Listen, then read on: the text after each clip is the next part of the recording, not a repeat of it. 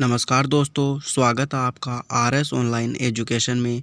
जैसा कि आपने थंबनेल में देखा है कि हम 50% का आज टेस्ट लेने वाले हैं और टेस्ट में जो क्वेश्चन है वह प्रीवियस ईयर एग्ज़ाम से लिए गए हैं। तो आइए स्टार्ट करते हैं। आपको आंसर देने के लिए कुछ ही समय मिलेगा, तो आप अपना आंसर जल्दी से चूज़ कर लेना। तो आइए स्टार्ट करते हैं। पहला क्वेश्चन, थर्म किसका यूनिट है?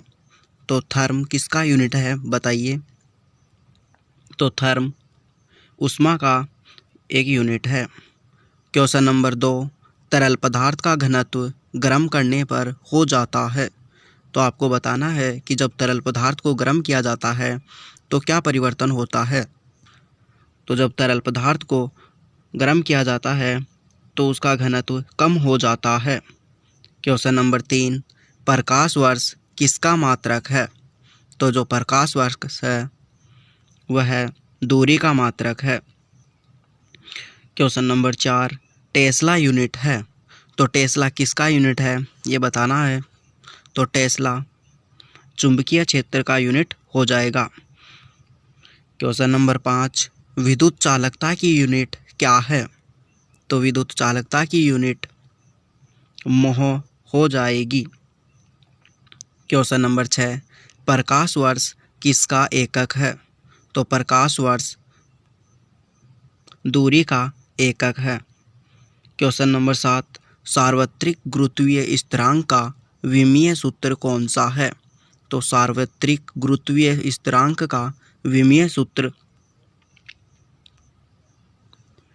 m⁻⁻1 L³ और T⁻2 हो जाएगा। क्वेश्चन नंबर 8, पिक्नोमीटर नामक उपकरण का प्रयोग किसे मापने के लिए किया जाता है? तो पिक्नोमीटर नामक उपकरण का प्रयोग घनत्व को मापने के लिए किया जाता है। क्वेश्चन नंबर 9, एम्पियर सेकंड किसका मात्रक है?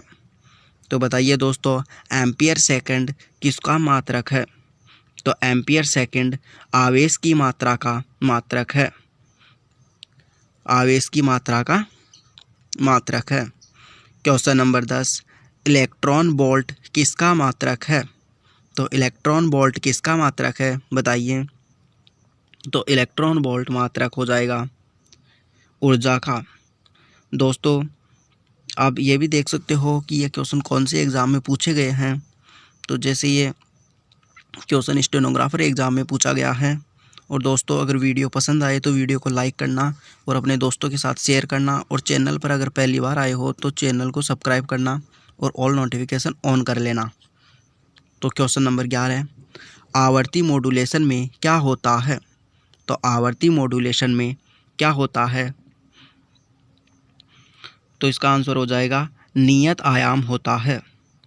क्वेश्चन नंबर 12, शीतकाल में कपड़े हमें गर्म रखते हैं क्योंकि? तो शीतकाल में हमें कपड़े गर्म क्यों रखते हैं, कारण बताना है इसमें। तो बताइए।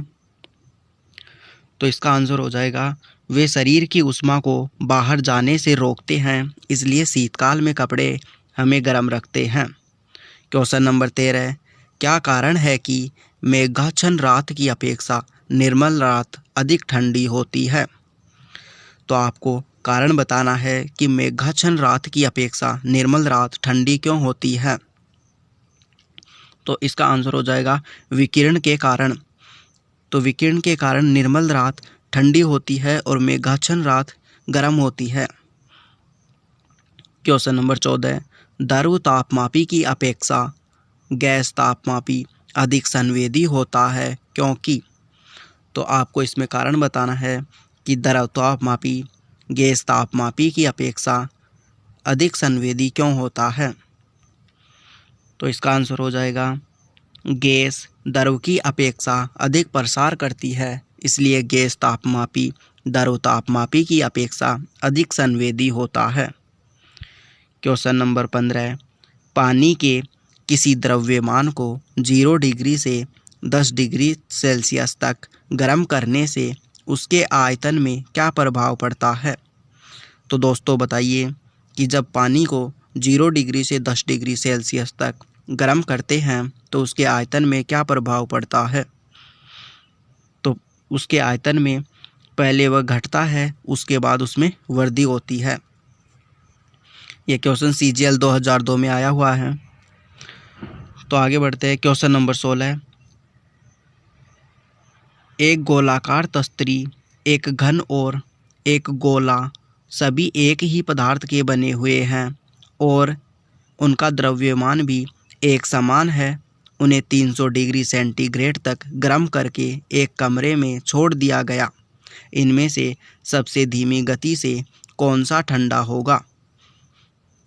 तो क्वेश्चन का आंसर दीजिए कि जब एक गोलाकार तस्तरी, एक घन और एक गोले तीनों को 300 डिग्री सेंटीग्रेड तापमान पर गर्म करते हैं और फिर कमरे में खुला छोड़ दिया जाता है, तो सबसे धीमी गति से कौन ठंडा होगा? तो इसका आंसर हो जाएगा गोला सबसे धीमी गति से ठंडा होगा। क्वेश्चन नंबर 17 है। सर्वोत्तम ऊष्मा चालक है। तो सर्वोत्तम ऊष्मा सुचालक पारद होता है। Question number 18। ऑटोमोबाइलों कारों में मोटर कारों में हाइड्रोलिक ब्रेकों के कार्य कारण वर्किंग पर कौन सा सिद्धांत या नियम लागू होता है? तो ऑटोमोबाइल मोटर कारों में हाइड्रोलिक ब्रेकों के कार्य कारण पर जो सिद्धांत या नियम लागू होता है वह पास्कल का नियम होता है। Question number 19। पर्वतों पर आच्छादित हिम सूर्य की गर्मी द्वारा एक साथ न पिघलने का कारण है।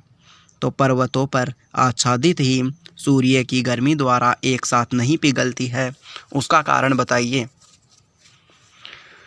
तो उसका कारण हो जाएगा इसमें संकलन की ऊष्मा उच्च होती है। Question number 20। नेफ्थलीन का मुख्य स्रोत है।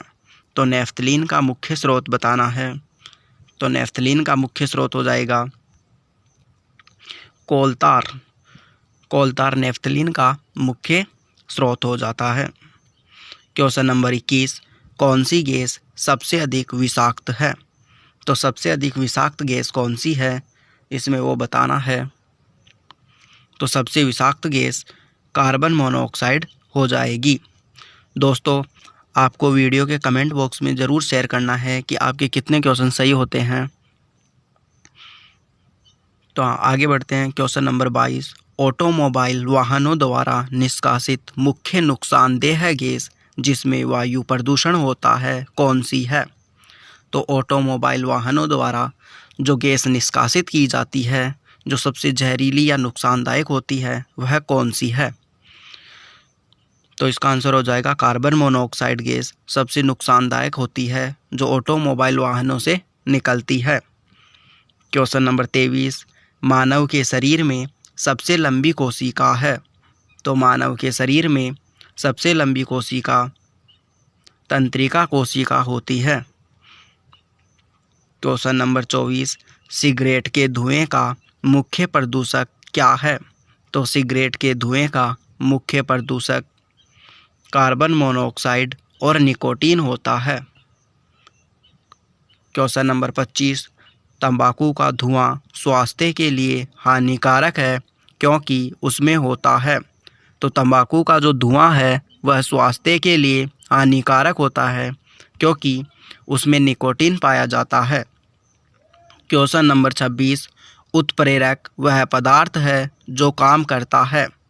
तो उत्प्रेरक वह पदार्थ है जो अभिक्रिया की दर को बढ़ाता है। Question number 27। खाद्य परिरक्षक के रूप में सबसे अधिक प्रयोग होने वाला पदार्थ है। तो खाद्य परिरक्षक के रूप में सबसे अधिक प्रयोग होने वाला पदार्थ बेंजोइक एसिड का सोडियम लवण होता है। Question number 28। खाद्य पदार्थों के परिरक्षक के रूप में किसका प्रयोग किया जाता है? तो बताइए, खाद्य पदार्थों के परिरक्षक के रूप में किसका प्रयोग किया जाता है? तो इसका आंसर हो जाएगा सोडियम बेंजोएट का प्रयोग किया जाता है। Question number 29। कौन सा एक खाद्य पदार्थों के संरक्षण के रूप में प्रयोग किया जाता है? तो कौन खाद्य पदार्थों के संरक्षक के रूप में प्रयोग किया जाता है? तो सोडियम बेंजोएट हो जाएगा। क्वेश्चन नंबर 30, भोपाल गैस त्रासदी किस गैस के रिसाव के कारण हुई थी? भोपाल गैस त्रासदी जिस गैस के कारण हुई थी उस गैस का नाम बताइए। तो भोपाल गैस त्रासदी में जो गैस का रिसाव हुआ था वह गैस मिथाइल आइसोसाइनाइड थी। दोस्तों, ये वीडियो अपने दोस्तों के साथ शेयर करना, जिससे आपको अपने दोस्तों की भी तैयारी पता चल सके कि वो आपसे कितने आगे हैं या पीछे हैं। और वीडियो पसंद आए तो लाइक करना, और चैनल पर पहली बार आए हो तो चैनल को ज़रूर सब्सक्राइब करना, ताकि हमारे नए नए वीडियो आपको तुरंत मिल सके। क्वेश्चन नंबर 31, उपास्थि तथा हड्डियों के निर्माण और संपोषण में आवश्यक तत्व क्या होता है? तो उपास्थि तथा हड्डियों के निर्माण और संपोषण में आवश्यक तत्व कैल्शियम होता है। क्वेश्चन नंबर 32, एस्पिरिन का रासायनिक नाम है? तो जो एस्पिरिन होता है उसका रासायनिक नाम क्या है बताइए। तो एस्पिरिन का रासायनिक नाम एसिटिलसैलिसिलिक एसिड होता है। एसिटिलसैलिसिलिक एसिड। क्वेश्चन नंबर 33, ओजोन में होती है? तो ओजोन में क्या होती है बताइए। तो क्वेश्चन नंबर 33 का आंसर हो जाएगा, ओजोन में केवल ऑक्सीजन होती है। इसमें ऑक्सीजन के 3 अणु होते हैं। क्वेश्चन नंबर 34, बारूद एक मिश्रण होता है? तो बताइए, बारूद किसका मिश्रण होता है? तो बारूद पोटेशियम नाइट्रेट, सल्फर और चारकोल का मिश्रण होता है। Question number 34, question number 35, Freon का प्रयोग किस रूप में किया जाता है? तो फ्रियोन का प्रयोग परशीतक के रूप में किया जाता है। क्वेश्चन नंबर 36, हरे फलों को कृत्रिम रूप से पकाने के लिए प्रयुक्त गैस है? तो दोस्तों बताइए, हरे फलों को पकाने के लिए जिस गैस का प्रयोग किया जाता है वह कौन सी है? तो वह गैस एथिलीन हो जाएगी। क्वेश्चन नंबर 37, फलों को कृत्रिम रूप से पकाने के लिए प्रयुक्त गैस है? ये क्वेश्चन फिर रिपीट हो गया। तो हरे फलों को कृत्रिम रूप से पकाने के लिए जिस गैस का प्रयोग किया जाता है उसका नाम हो जाएगा एथिलीन। क्वेश्चन नंबर 38, कौन सा पीड़कनाशी ओजोन का ह्रास करता है? तो कौन सा पीड़कनाशी ओजोन का ह्रास करता है बताइए। तो जो ओजोन का ह्रास करता है वह पीड़कनाशी मेथिल ब्रोमाइड हो जाएगा। क्वेश्चन नंबर 39, एस्पिरिन साधारण नाम है? तो एस्पिरिन किसका साधारण नाम है? तो एस्पिरिन एसिटिलसैलिसिलिक एसिड का नाम हो जाएगा। क्वेश्चन नंबर 40, गामा किरणों से क्या हो सकता है? तो गामा किरणों से जीन म्यूटेशन हो सकता है। क्वेश्चन नंबर 41,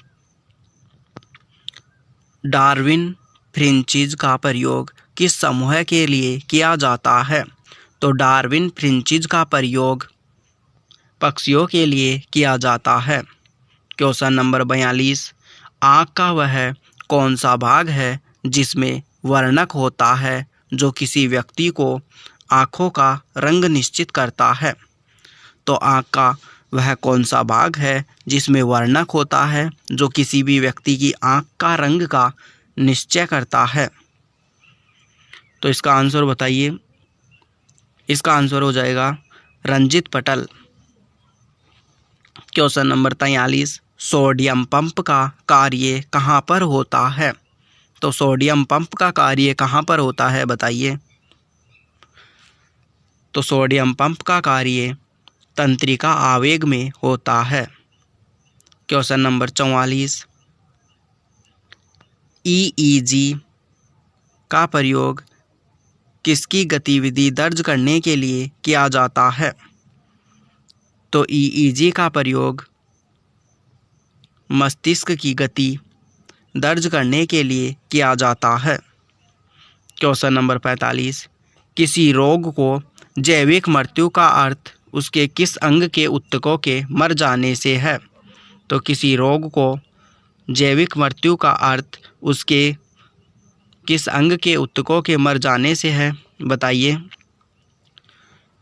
तो इसका आंसर हो जाएगा मस्तिष्क। क्वेश्चन नंबर 46, मानव चक्षु में एक विशेष रंजक होता है जो यह निर्धारित करता है कि किसी व्यक्ति की आंखें भभरू, नीली या काली होगी। वह रंजक किसमें पाया जाता है? तो मानव चक्षु में एक विशेष रंजक होता है जो यह निर्धारित करता है कि किसी व्यक्ति की आंख किस रंग की होगी। तो वह रंजक किसमें पाया जाता है? तो वह रंजक रक्तपटल में पाया जाता है। क्वेश्चन नंबर 47, प्रतिवर्ती रिफ्लेक्स क्रियाओं का नियंत्रण किसके द्वारा किया जाता है? तो प्रतिवर्ती या रिफ्लेक्स क्रियाओं का नियंत्रण किसके द्वारा किया जाता है? तो इनका नियंत्रण मेरुरज्जु के द्वारा किया जाता है। क्वेश्चन नंबर 48, वर्णान्य व्यक्ति किन रंगों में अंतर नहीं कर सकते हैं? तो वर्णान्य व्यक्ति, जिसे हम वर्ण अंधता का रोगी कहते हैं, वह किन रंगों में अंतर महसूस नहीं कर सकता? तो वर्ण अंधता से पीड़ित व्यक्ति लाल और हरे रंग में अंतर नहीं कर सकता। क्वेश्चन नंबर 49, मानव शरीर में श्वसन कार्य का केंद्रीय नियंत्रण कहाँ से होता है? तो मानव शरीर में श्वसन कार्य का केंद्रीय नियंत्रण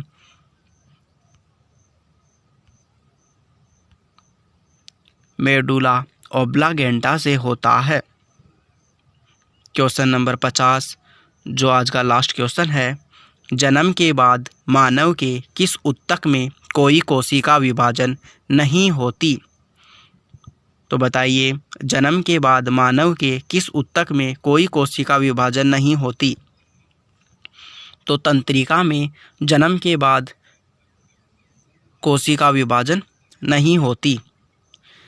दोस्तों, अगर वीडियो पसंद आए तो वीडियो को लाइक करना, शेयर करना और चैनल पर पहली बार आए हो तो चैनल को सब्सक्राइब करना। और दोस्तों, हम आपके लिए ऐसे ही रोज़ साइंस के और जनरल अवेयरनेस के ऐसे ही 50 क्वेश्चन का टेस्ट पेपर लगाएंगे, तो चैनल को ज़रूर से सब्सक्राइब कर लेना, क्योंकि आपको एग्ज़ाम में इसका बहुत ही फ़ायदा होने वाला है। और हाँ दोस्तों, अगर वीडियो में कोई भी कमी मिले या किसी भी प्रकार का आप सुधार चाहते हो तो कमेंट बॉक्स में बता सकते हो। अगर आपको टाइमिंग का भी कोई इशू हो तो कमेंट बॉक्स में ज़रूर बताना। तो धन्यवाद दोस्तों वीडियो को एंड तक देखने के लिए, और आप कमेंट बॉक्स में अपना स्कोर ज़रूर शेयर करना।